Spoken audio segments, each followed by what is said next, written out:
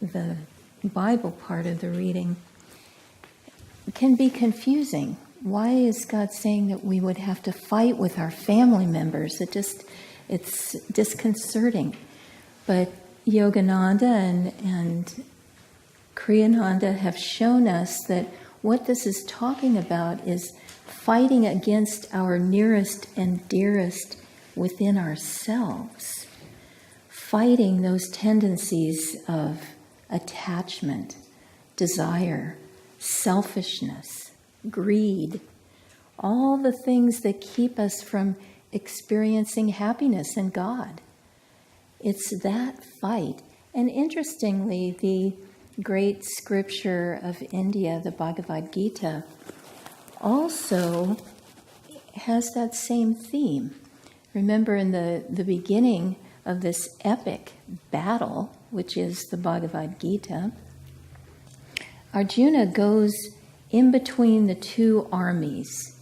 He has Krishna drive his chariot between the two armies, his own and the opposing force, because he wants to look at everyone. And he sees that they are all his relatives, his teachers, his friends. The army that is against him is composed of all these people that he knows. They're all relatives of him, and then we have the famous despondency of Arjuna, where he throws down his bow, he sits on the floor of his chariot, and he says, "I will not fight. These are my nearest and dearest." And again, this is a spiritual allegory, because Arjuna, the great warrior, he was the greatest warrior of his time, he symbolizes us, the spiritual seeker. And finally, God, in the form of Krishna, convinces Arjuna, come and fight. This is the honorable thing to do, and that's what we have to do. We have to fight. We have to fight when the alarm clock goes off. And we just say, no, I don't want to go to morning meditation. I'm so tired and this bed is so warm and it's so cold outside now. It's October. We fight in traffic when that little old lady, who's becoming increasingly like me, is going slower and slower ahead of us, and we want to get to that movie theater or get to work or whatever it is. We have to fight that tendency to be impatient, to be angry. We have to fight every moment the tendency to find fault, the tendency to be negative, to be selfish, to keep what is mine for myself, as the festival says. What else is wisdom except for that? All those tendencies, we have to fight them. Why? Why bother? Why not just sit on the floor of our chariot and throw our bow and arrow to the ground? Because we want to be happy. We want something more. And we know it's out there. And we have to fight for right action in everything. The other beautiful reading this week is from the Bhagavad Gita, and sometimes I think if we only had this little snippet of scripture, we could find God. If we went deeply just into this reading, we could find him. And I'll just talk about one aspect, which is the reading saying, relinquish all, well, that's a different translation. The one that I'm familiar with says, relinquish all delusion of personal doership. And this one is saying, he who is free from delusion that in anything he does, he is the doer. Such a one has transcended. This is a mystery. How is God the doer? I challenge you to meditate on this concept. How is God the doer? It's obviously me eating my lunch. Is God eating my lunch through me? Why doesn't he get his own lunch? Why is he eating my lunch? You can think about this. You're putting on your socks. Is God putting on your socks? Think about, what does it mean? And here's one way that you can think of this. It is a growing sense of awareness.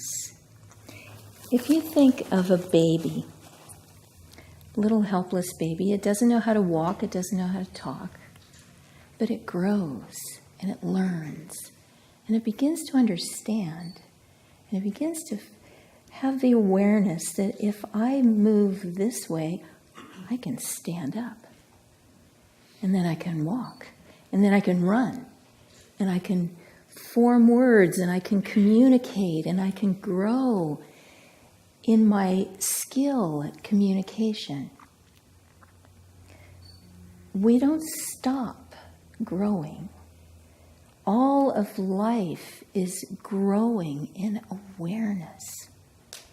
And at a certain point, the soul begins to understand that there is a power greater than what we have realized.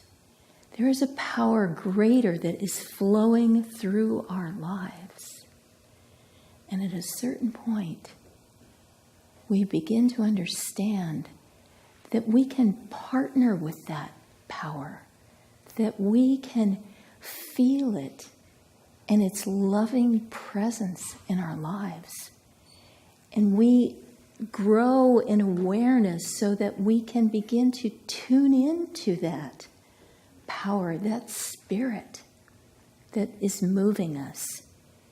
And we can be guided by it. That lovely story comes to mind of Edgar Cayce about to step into an elevator crowded with people, but a force pushed him back. And the elevator crashed and everyone was killed. But because he was in tune with that spirit, it protected him, it guided him. It's guiding everyone. It's just a matter of listening to it, hearing it. God is always there, waiting for us to tune in. This affirmation this week, positive thinking, is also so essential to the spiritual path. As we think, so we become, it says. I'll tell you a little story. Swami would tell this story. He had a friend who was also a scientist and a spiritual teacher in some ways. His name was Marcel Vogel. And he and Swami were very dear friends. One of the phrases that Marcel would say is, "Thoughts are things. Thoughts are things. So be very careful what you think." Well, the funny part of it was that sometimes he would demonstrate this by bending spoons. And he would, have an actual spoon, and he would, by the power of his mind, he would bend this spoon. And Swami would tease about this and say that he had bent so many spoons that his wife would say, whenever he started to do this demonstration, she would say, "Oh, Marcel, not the spoons." You can just envision their house. Every spoon has been bent and then bent back and is all bent out of shape. But this is important to remember, that our thoughts matter. Don't live in fear. Don't live in doubt. Live in joy, positive thinking. I had a dream yesterday morning before we came to lead the 3-hour meditation. And it was very vivid, very colorful, and it meant a lot to me, and I'll share it with you. It's very short, very simple. I was sitting sheltered under a tree, and half a mile away, in the vivid sunshine, was a massive white nuclear missile on a launching pad. Now, why I've been thinking about this, you read the news, you think about these things. So here was this missile, pristine in the sunlight. And in the foreground was Swami Kriyananda. And he looked as he had looked to me when I worked with him in the 70s. So he was very tall, had extremely straight spine, very courageous bearing, just very, very magnetic. And he wasn't looking at me, but behind him was this missile. So he wasn't looking at that either. He was talking to someone. He was smiling and laughing. And he had this power. And what I realized, I woke up then, what I realized is that no matter what, as this reading says, pleasant or unpleasant circumstances, no matter what happens, we have to have faith in God, trust in God, and practice, as this reading implies, that even-mindedness, that security in our divine nature, that we know everything is in perfect order and that God is in charge of our lives.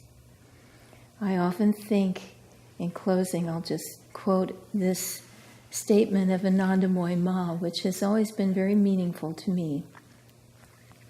She said, "He who made the world, don't you think he knows how to take care of it? He who made us, he knows how to take care of us.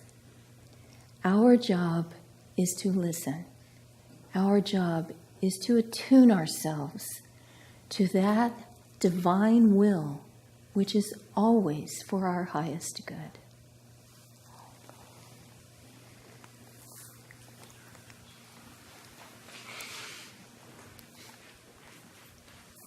This Bible reading reminds me of how Scripture has to stay current, or has to stay, we have to stay connected to the source of it, or to the essence of it. And it reminded me of a story, sort of a cute, odd story, but a certain amount of truth in it. There was a saint who was in deep meditation, and he was being watched by the devil and one of the devil's lieutenants. And the lieutenant was very upset because he had brought the devil over to see this happening, and he knew that this saint was about to achieve enlightenment.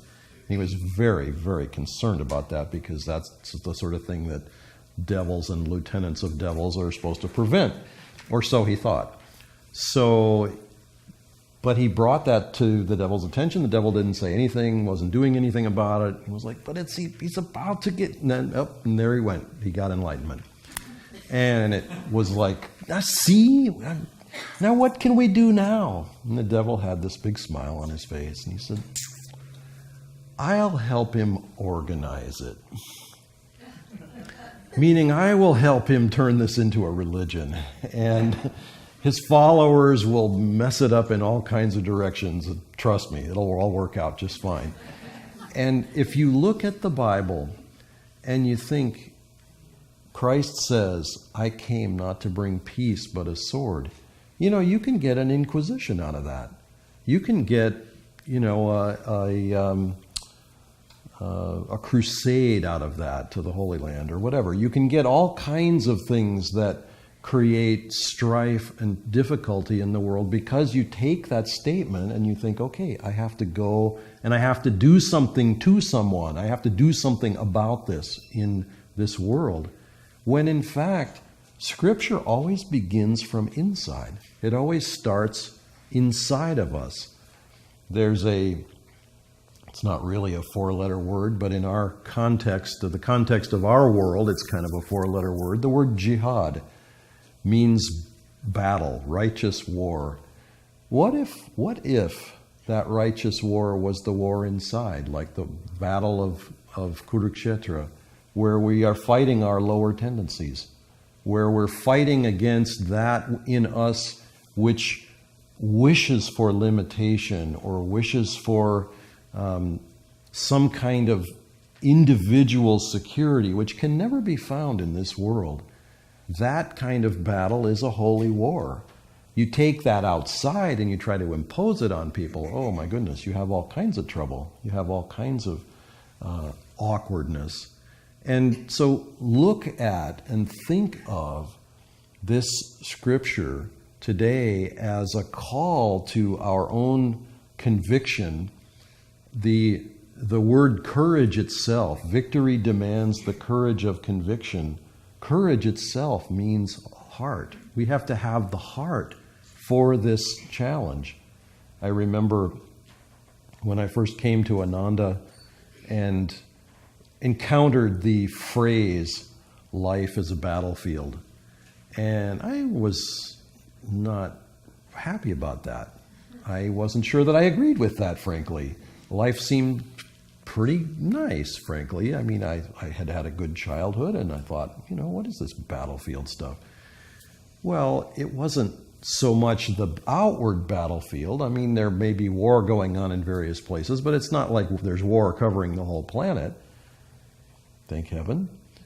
But in the spiritual life, we have to be willing to release what is out of date or has gone out of use in ourselves.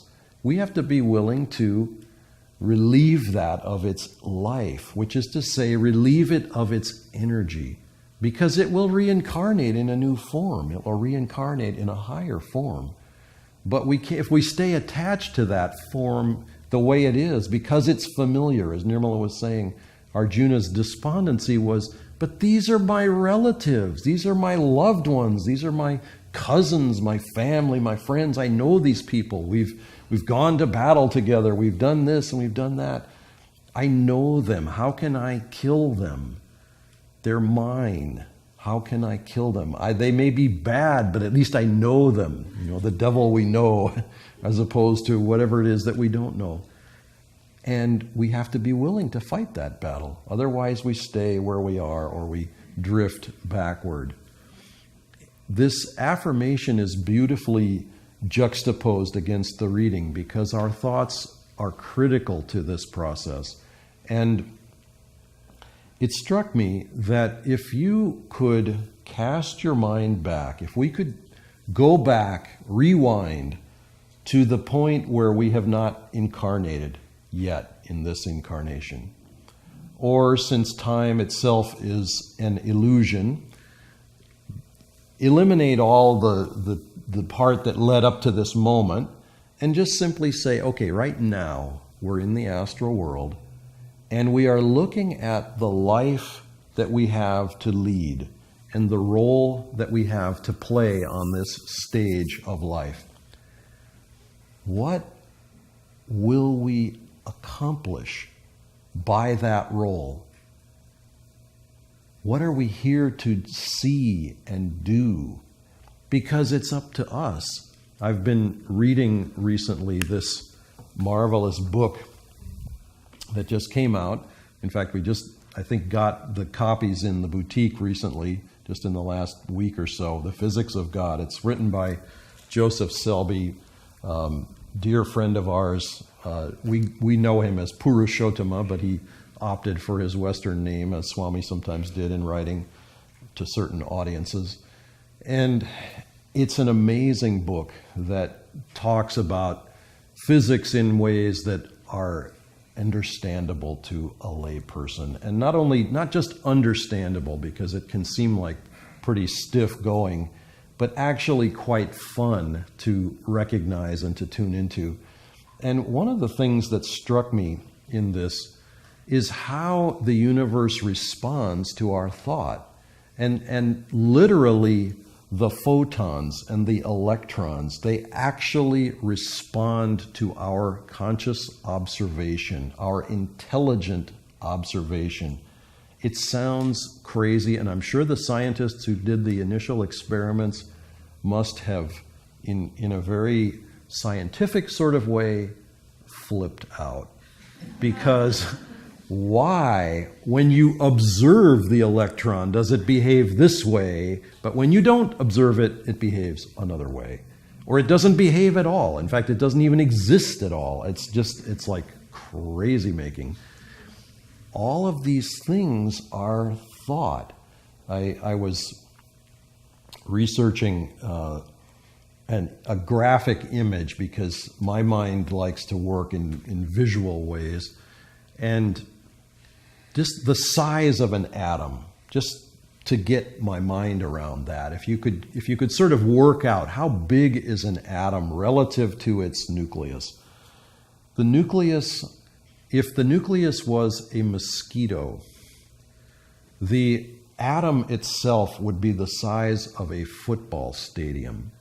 And the mosquito would be sitting on the 50-yard line or the whatever, right in the center of the stadium. And the electron would be flying around, but not really quite flying around, because it forms a kind of cloud of energy. And it's only when we observe it that it actually manifests as an electron, which again is like just completely bizarre.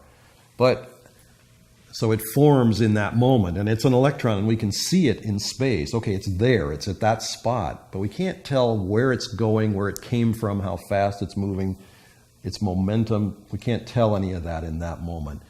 We can just see where it is, and it manifests. Well, how does this apply to us? Our thoughts have a way of freezing reality into a certain form. And the purpose of that is to satisfy us. It's not to satisfy somebody else. So I go back to this question of, we're about to take our potentially Academy Award-winning performance as ourselves onto the stage of this world. Starting now, starting 2 minutes from now, 5 minutes from now, 5 days from now, whatever. We're going to act the role that we're given to play. How do we act it? To what purpose? To what advantage do we act that role? And what do we learn in the process? No one can answer those questions for you. Those are questions we have to answer ourselves. Why am I here, and what can I learn from the process? Nirmala gave a wonderful trajectory towards this. We grow in awareness. Our awareness of the world around us, and more importantly, the world within us, grows ever deeper and more beautiful and more conscious. And then we're not looking at the world in terms of problems and difficulties.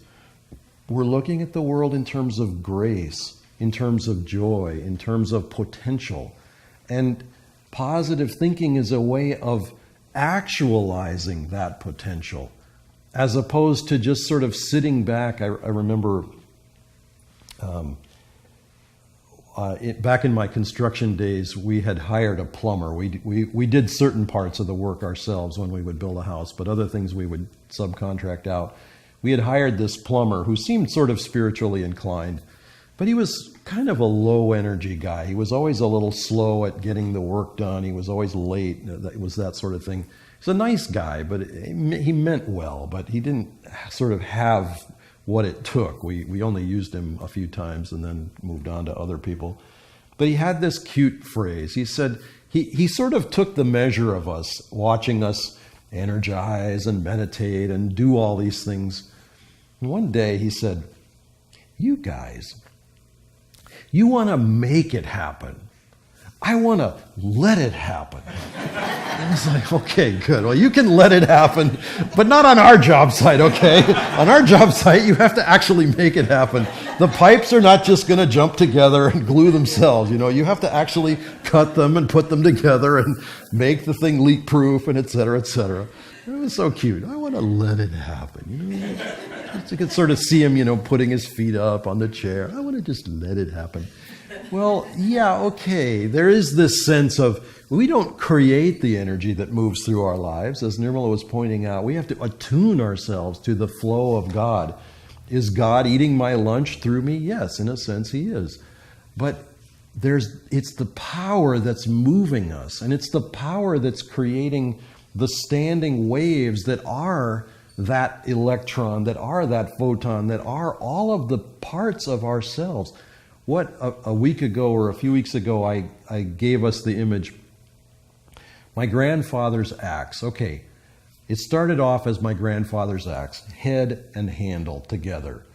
Okay, but my dad had to replace the head. It got dull, it got broken, whatever. Something happened, it stopped working. So he replaced the head. All right, fine. So now he gives it to me. Oh, but now the handle's worn out, so I replaced the handle. Well, is it still my grandfather's axe or isn't it? Well, it is and it isn't. Both. Well, we are and we aren't. There is not a molecule, not an atom literally of our bodies that's the same after like 7 years. And most of it's completely gone through in the space of 6 weeks. So are we or aren't we? We are what we need to be. And we have to choose that. And no one else can choose it for us. I remember working on a project with Swamiji. In fact, it was the videos where we interviewed Swamiji. And we interviewed him 108 times, Nirmala and I, and we asked him lots of questions. These are up on YouTube if you ever are curious. If you search on YouTube, Ask Me About Truth, Swami Kriyananda, you'll find some more than 100 of these things. And they're quite fun. But at the end of this process, we had done 108 of these, which he thought was a nice, good, round spiritual number, 108. But he turned and looked me directly in the eye and he asked, "Are you satisfied?" And I was like, well, are you satisfied? I mean, I didn't think it was a question of am I satisfied or not? But he was asking the question very seriously. And God will ask that question of each of us. Are you satisfied? Are you satisfied with your life? Are you satisfied? Did you learn what you came to learn? Did you accomplish what you came to accomplish? Nobody else can answer that for us. He's not imposing it on us. This world is our canvas. We literally create it for ourselves. We play, like you watch little kids, they have certain things that they use to play with, but maybe they don't. I mean, Swami used to talk about running around in Romania as a child. He said they didn't have any toys hardly. They made up their games. Well, that's what we do. We make up the game of our lives. What will we do with it? And no one else can choose that for us. So let us enjoy the process. Enjoy what we can enjoy and learn, just as the Bhagavad Gita reading was saying, learn to look at it all with an even eye. And see that God is playing through all of it. And all the things that seem beautiful or ugly, light or dark, etc., see them from the inside with God's grace flowing through them. And our lives can become an instrument for great beauty and blessing in this world. And more importantly, we can find and feel that satisfaction on the inside that we've done what we came to do. It's our life to lead in a sense, and yet in another sense, God has placed us here to explore and enjoy and to play a certain role, and we may agree with that role, we may disagree with that role, but our job is to learn to play it faithfully. And when we do that as an actor behind the role, we grow tremendously. Because we've acted in that process and learned, I learned that lesson. I grew in that way.